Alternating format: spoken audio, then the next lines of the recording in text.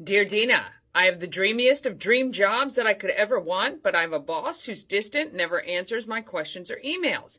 I've asked for help from her directly and from her supervisor, and nothing has changed over the last 2 years. I recently found out that this coming year will be her last before she retires, but I'm not sure I can handle another year of distance and lack of support. Should I try to stick it out on the job for a better outlook next year, or quit and find something better right now? Signed, thanks, Torn Techie in Frederick. Hi, Frederick. Well, it can be hard when you feel like you're on an island all to yourself and you're trying to do the right thing and do your job with excellence. So congratulations, because you've already done that, and that's good. There's a couple ways you can look at this. I guess take it as a compliment because you're not being micromanaged. So obviously that means that they've got a lot of confidence in you. Is there the possibility of maybe reaching out to coworkers for support? Maybe that's one way to feel like you're not completely isolated in your job.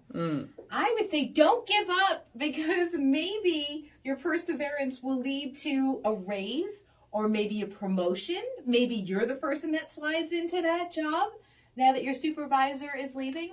The other thing is, and Danny, I know you and I have had this conversation before when it comes to counseling even our kids, you never ever leave a job without finding a job. Right.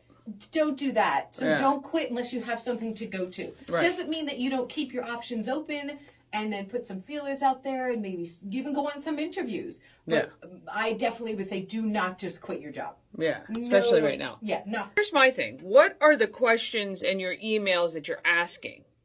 Are you looking for reinforcement? Are you looking for, something that's not specifically related to your job? Like, is it urgent, the types of things you're asking and you're not getting a response?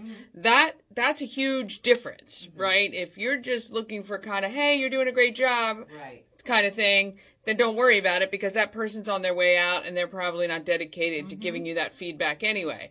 If it's directly related to doing your job well or correctly, then that needs to go up the chain. If the supervisor's boss doesn't do it, then HR needs to get involved or somebody else. So because it looks like that's the level then, because it says that she's directly tried to reach the supervisor and nothing. So, that makes me feel like she's just looking for feedback, and it's not directly related to how she does her job or safety or something that's going on, right? If the outcome of the job. Right, exactly. So, my thing would be definitely do not quit till you get another role, number one, first and foremost. And look, I think you can stick it out. If that person leaves and they're kind of your biggest hurdle or stumbling block, wait for them to go. A year is nothing. Like, it'll go by so quickly. And if it's your dreamiest of dream jobs, like why would you even let somebody affect you that way? Don't let somebody affect you that way. Needed us to tell you, keep going, to be your cheerleaders. So we will be your cheerleaders and tell you, keep going. You got this. You got this.